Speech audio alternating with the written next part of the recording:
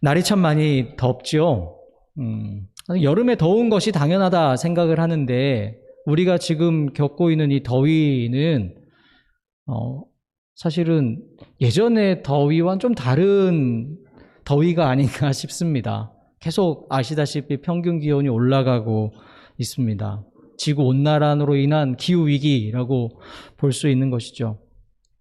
올 여름에 미국 북서부 지역, 캐나다 지역에 섭씨 50도 가까이 되는 더위가 하루 이틀이 아니라 한 2주 이렇게 계속됐다고 하죠. 그 더위 속에서 사람도 살기 힘들 뿐더러 생명체들 어떻겠습니까? 다른 인명 피해뿐만 아니라 농작물 피해도 상당히 컸다고 합니다. 독일을 비롯한 이 유럽, 서유럽 지역에는 또 폭우가 쏟아져서 홍수가 나고 하는 일들, 그래서 많은 사람이 다치고 집을 잃기도 했습니다. 이게 근래에 일어난 일들입니다.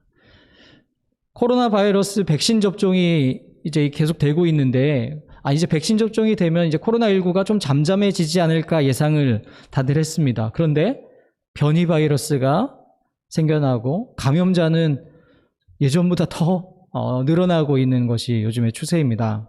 우리나라도 매일마다 어떻게 보면은 매일 확진자 수가 계속 새롭게 갱신이 되고 있고요. 다른 나라의 경우도 더 심각한 것으로 보입니다. 미국이 여전히 이제 전체 확진자 수가 제일 많지만 어제 제가 좀 찾아보니까 어제도 한 10만 명이 넘는 확진자가 미국에서 생겨났습니다. 올림픽이 열리고 있는 일본도 하루에 12,000명, 지난 어제가 12,000명 이렇게 되니까 정부에서도 비상사태를 선포할 만큼 아주 심각한 상황이 되고 있는 것이죠. 군부 쿠데타로 인해서 큰 고통을 겪고 있는 우리 미얀마 같은 경우에는 미얀마에도 코로나가 4,000명, 5,000명 매일 확진자들이 생겨나면서 누적 확진자를 보니까 30만 명 가까이 되었습니다. 그런데 참 더 안타까운 것은 이 권력을 잡고 있는, 힘을 가지고 있는 정부가 방역을 감당할 수가 없는 거죠. 의료진들도 협조하지 않고 또 그들의 능력이 되지 않으니까 결국에는 그 방역을 국민들 스스로 그냥 해나가야 되는, 어떻게 보면 이 생명의 이중고를 앓고 있습니다. 쿠데타로 인해서도 힘들고 코로나로 인해서도 생명의 위기를 겪고 있는 미얀마의 상황.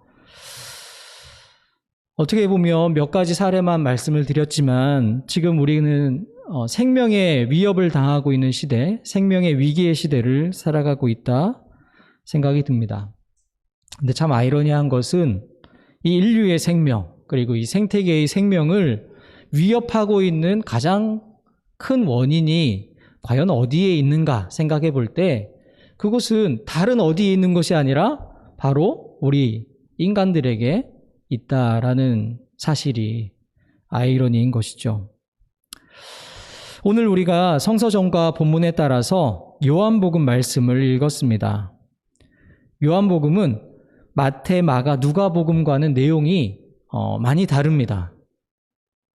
그 요한복음은 네 복음서 중에서 가장 마지막에 기록된 복음서로 알려져 있죠. 그리고 이 요한복음에는 이 요한복음을 기록한 목적에 대해서 말씀을 하고 있습니다. 요한복음을 기록한 목적이 요한복음 20장 30절, 31절에 있습니다. 한번 말씀 보시죠. 예수께서는 제자들 앞에서 이 책에 기록하지 않은 다른 표징도 많이 행하셨다. 그런데 여기에 이것이나마 기록한 목적은 여러분으로 하여금 예수가 그리스도요 하나님의 아들이심을 믿게 하고 또 그렇게 믿어서 그의 이름으로 생명을 얻게 하려는 것이다 라고 기록하고 있습니다. 30절에 보면 이 책에 기록하지 않은 다른 표징도 많이 행하셨다는 것을 알 수가 있습니다.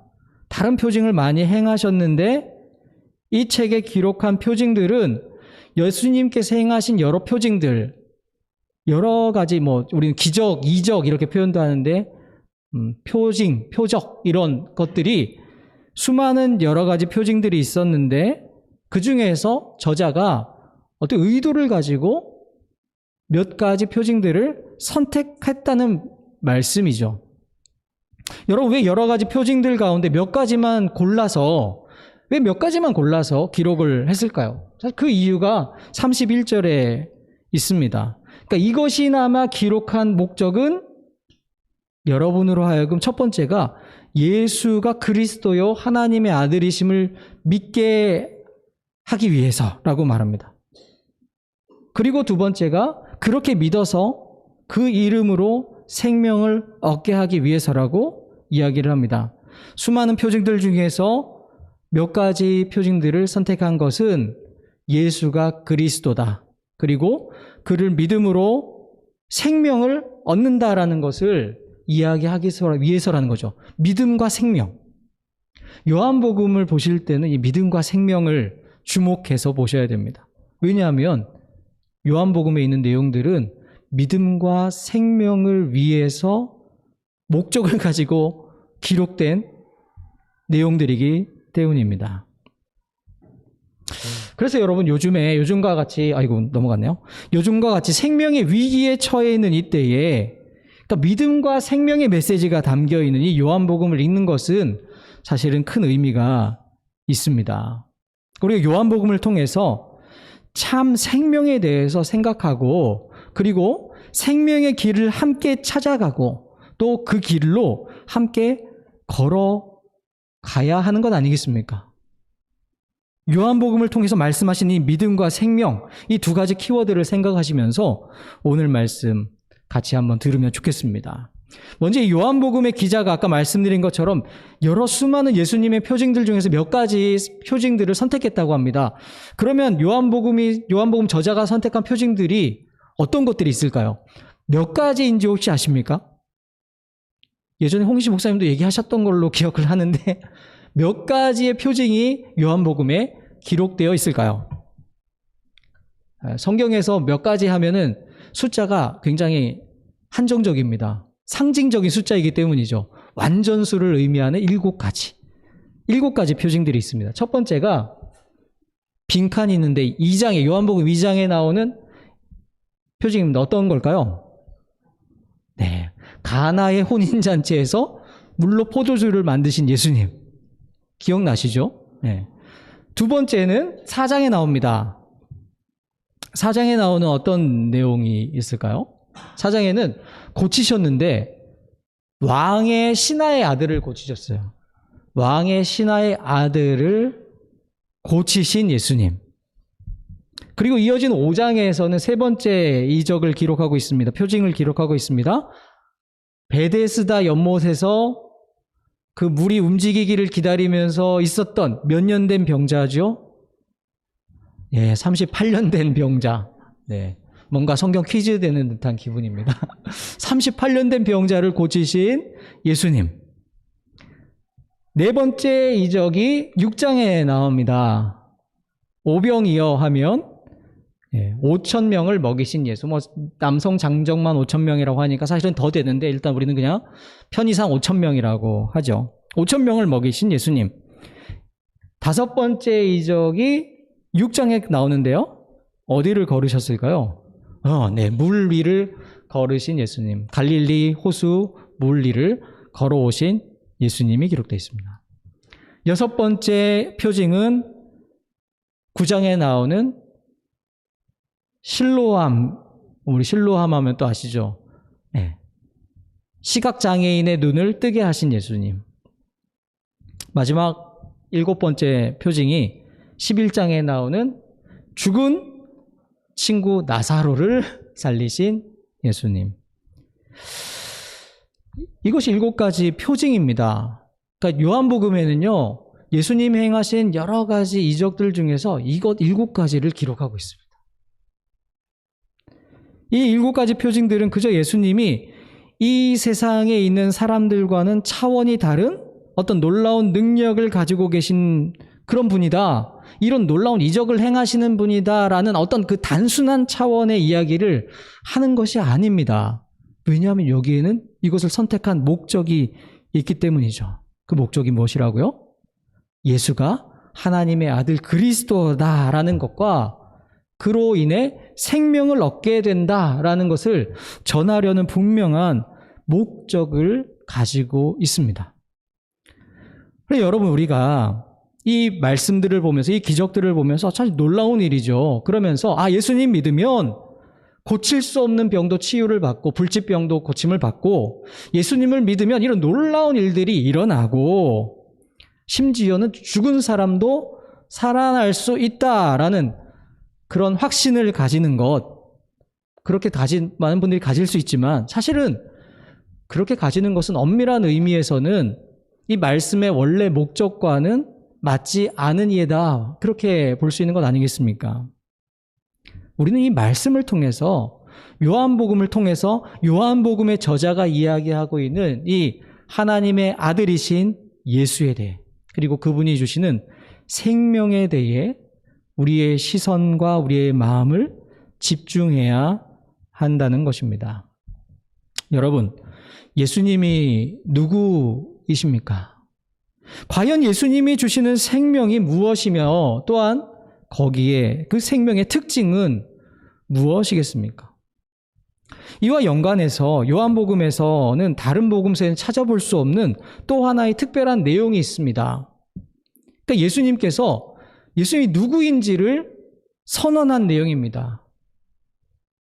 나는 누구누구이다. 네. 이런 형식으로 표현되어 있습니다. 이것을 에고에임이라고 합니다. 헬라어인데 에고에임이. 요즘엔 거의 고유명사처럼 되어 있습니다. 그래서 이 요한복음에 기록된 에고에임이 몇 가지가 있을까요? 몇 가지일까요? 물어보면 7가지 하면 정답입니다. 7가지의 에고에이미가 있습니다. 예, 7가지 에고에이미. 첫 번째가 6장 35절에 나오는 내가 생명의 빵이다. 또 두 번째가 8장 12절에 나오는 나는 세상의 빛이다. 다 보시면 다 아시겠죠. 예수님이 우리가 잘 들었던 설교 시간 많이 듣는 내용 아닙니까? 세 번째가 10장 17절에 나오는 나는 양이 드나드는 양의 문이다. 나 양이 드나드는 문이다. 10장 11절에 보면 나는 선한 목자다. 11장 25절에 나는 부활이요 생명이다. 14장 6절에 나오는 나는 길이요 진리요 생명이다. 15장 1절 나는 참 포도나무다. 여러분, 이 7가지 내용 우리 다 어떻게 보면 우리가 설교는 다 들어본 내용인데 여기에도 목적이 있다는 것이죠. 예수님이 누구인지, 그 예수님을 통해서 우리는 생명을 얻게 된다라는 것들을 보여주기 위해서 이 7가지 에고에이미가 기록되어 있습니다. 그 7가지 중에서 오늘 이제 처음 보고 있는 것이 오늘 본문에 나오는 바로 내가 생명의 빵이다라고 말씀하시는 예수님의 선언입니다. 바로 이 선언에는 하나님의 아들로 그리스도이신 예수가 어떤 분인지, 그리고 그가 전하는 생명이 무엇인지를 말씀해 주고 있는 것이죠. 여러분, 구원자이신 예수님이, 그리스도이신 예수님이 누구입니까? 오늘 보니까 스스로를 빵이라고 표현을 합니다. 빵, 먹는 양식이죠. 빵인데 어떤 빵입니까? 생명의 빵이라고 합니다. 생명의 빵. 여러분, 도대체 어떤 빵이기에 생명의 빵이라고 말하는 걸까요? 사실 이 생명의 빵, 예수님 나는 생명의 빵이, 내가 생명의 빵이다 말씀하시는 것을 제대로 이해하기 위해서는 이 요한복음 6장 앞에 나오는, 초반에 나오는 그 내용을 우리가 알아야 합니다. 바로 이 오병이어 사건이죠. 어린 아이가 예수님께 드린 그 빵. 그런데 바로 그 빵이 생명의 빵이라는 말씀입니다. 남자 성인만 5,000명에 이르는 많은 사람들, 그들을 배불리 먹인 것은 바로 이름 없는 한 어린아이의 빵이라는 것이죠. 어쩌면 혼자 먹기에도 모자랄 수 있는 빵이었지만 이 아이가 자신의 빵을 예수님께 건네드렸습니다. 그리고 예수님은 그 빵을 또 사람들에게 나누어 주셨습니다. 아이의 드림과 예수님의 나눔이 바로 수천 명의 생명을 살리는 생명의 빵이 된 것이죠. 우리가 예배를 시작하면서 고등어 2마리, 찹쌀떡 5개라는 노래를 불렀습니다. 그 가사 중에 이런 내용이 있죠. 2,000마리 고등어를 5,000개나 되는 떡을 이리저리 뺏어 모아 저 혼자서 다 먹고도 모자라는 사람들아. 네. 이 노래가 사실 앨범으로 나온 것이 1992년입니다. 노래가 지어진 건 그 전이니까 80년대, 그때 이제 기독 노래 운동들이 일어나면서 이 곡을 지은 유형선이라는 분인데요. 사실 이분이 지은 노래를 지금까지 몇 곡을 불렀습니다. 이분 노래가 참 사실 메시지가, 강렬한 메시지가 있는 노래인데요. 어쨌든 이분의 노래를 그분이 지었던 그때 시절 생각해 보면 80년대, 1980년대, 90년대 경제 성장이 급격하게 이루어지면서 양극화가 심화되던 그때 그 현실을 잘 어떻게 보면 드러내주는 가사인 것이죠. 그런데 여러분 곰곰이 생각해 보십시오. 그때 80년대, 90년대와 지금 비교해 볼 때 언제 더 이 격차가, 양극화가 더 커졌다고 생각하십니까? 그때보다 사실 지금은 비교할 수 없이 사실은 물질적으로 풍요로운 시대를 살아가는 것은 분명합니다. 그런데 그만큼 더 박탈감, 소외감은 더 커지고 사회적 양극화는 더 깊이 심화되었다라는 것을 우리는 알고 있습니다. 빵을 그저 자신이 가지고 있으면 자기 자신은 생존할 수 있습니다. 그런데 그 빵을 다른 이들과 함께 나누면 자신도 살고 다른 사람도 살 수 있다. 그래서 나누면 생명의 빵이 된다라는 것, 이것이 바로 오늘 생명의 빵이신 예수님을 통해서 주시는, 우리에게 주시는 말씀이지 않습니까? 특별히 양극화가 심해지는 이때에 우리는 계속 소유하려고 하는 사람인가, 아니면 나누려고 하는 사람인가, 우리를 생각해 보면 좋겠습니다. 소유가 아니라 나눔이 있을 때에 생명의 역사가 일어납니다. 내가 생명의 빵이라고 예수님 말씀하시는 이 선언, 이것이 오늘 우리가 6장 35절을 보았지만 6장의 35절뿐만이 아니라 6장 뒤에 가면 한 번 더 또 나옵니다. 48절인데요. 그리고 그 이어서 생명의 빵이 어떤 빵인지를 이야기를 해주고 있습니다. 48절에서 51절입니다. 제가 한번 말씀을 읽겠습니다. 나는 생명의 빵이다. 너희의 조상은 광야에서 만나를 먹었어도 죽었다. 그러나 하늘에서 내려오는 빵은 이러하니 누구든지 그것을 먹으면 죽지 않는다. 나는 하늘에서 내려온 살아있는 빵이다. 이 빵을 먹는 사람은 누구나 영원히 살 것이다. 내가 줄 빵은 나의 살이다. 그것은 세상에 생명을 준다. 예수님이 빵을 참 좋아하셨나 봅니다. 이 6장에 보면 빵이라는 단어가 엄청나게 많이 나옵니다. 네. 이 생명의 빵이 하늘에서 내려온 빵이다 말씀하십니다. 이게 하늘에서 내려온 빵은 바로 예수님 자신을 의미한다는 것이죠. 그런데 구약 시대에 이미 조상들에게 하늘에서 내려온 하늘의 빵이 있었다라고 예수님 말씀하십니다. 바로 어떤 말씀인지 아시죠? 이집트에서 탈출한 이스라엘 백성들에게 하늘에서 내려온 만나. 그래서 이 만나는 생명의 빵의 그림자라고 볼 수도 있습니다. 생각해보면 이 만나와 생명의 빵은 비슷합니다. 만나가 사실은 이스라엘 백성들이 광야에서도 살아갈 수 있도록 해주는 빵이었던 것이죠. 필수적인 양식이었던 것입니다. 그런데 이 만나는 소유하거나 보관할 수가 없었습니다. 더 가지려고 하면 어떻게 되죠? 이미 그냥 썩어 없어져 버리는, 날아가 버리는 거예요. 그러니까 가지려고 해도 가질 수 없는, 그리고 모든 사람에게 일정한 시간에 공평하게 주어지는, 그래서 어떤 분들이 이것이 기본소득이 아닐까 이런 얘기들도 하는 만나, 그런 내용들이 있는 것이죠. 모든 사람이 다 같이 살 수 있도록 하는 일용할 양식, 매일매일의 양식이 바로 만나였던 것입니다. 그러니까 어떤 만나는 누가 독점적으로 소유할 수 있었던 것이 아니었던 것이죠. 그러니까 이 빵이라는 것, 소유가 아니라, 늘 강조하지만 소유가 아니라 공유할 때, 소유가 아닌 공유를 할 때 이것이 생명의 빵이 될 수 있다는 것을 말씀하고 있습니다.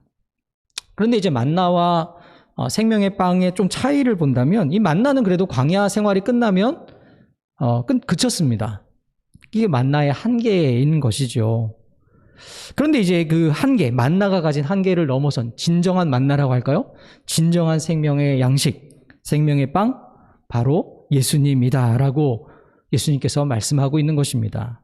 스스로를 살아있는 빵이다, 살아있는 만나다, 영원한 만나라고 표현을 하고 있습니다.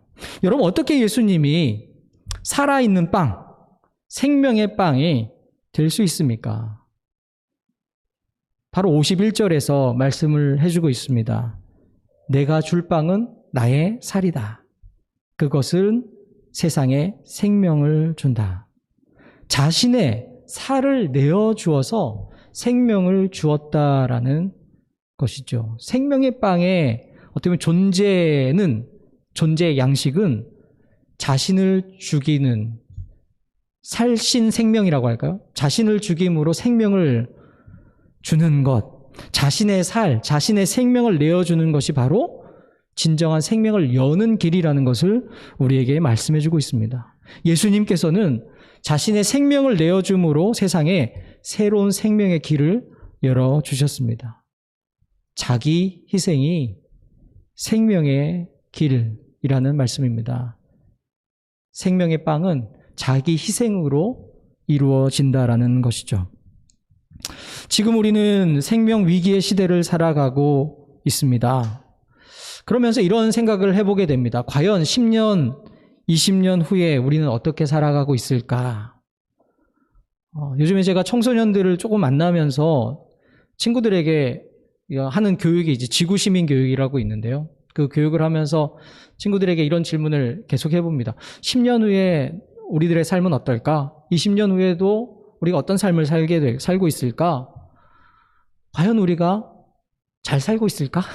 기술은 비약적으로 발전하게 될 것이고 물질적으로는 더 풍요로워질 것이라고 충분히 예상할 수 있습니다. 그런데 과연 우리가 그 시기가 되었을 때 지금 느끼고 있는 이 위기가, 생명의 위기가 감소가 되고 해소가 되고 우리가 평화를 누리면서 행복을 누리는 삶을 살 것인가 생각해 봤을 때 긍정적인 답을 하기가 쉽지 않았습니다.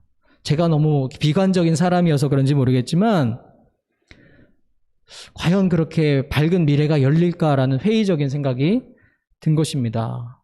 왜냐하면 우리가 이 생명의 위기를 감소시키는 것이 아니라 계속 이것을 부추기는 삶을 살아가고 있기 때문이었던 것이죠.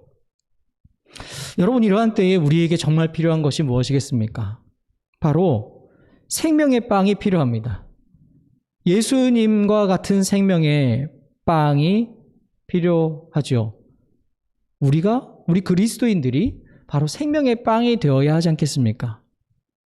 생명의 빵은 나눔이라고 말씀드렸습니다. 소유가 아니라 공유라고 말씀드렸습니다. 그리고 생명의 빵은 자기 희생이다.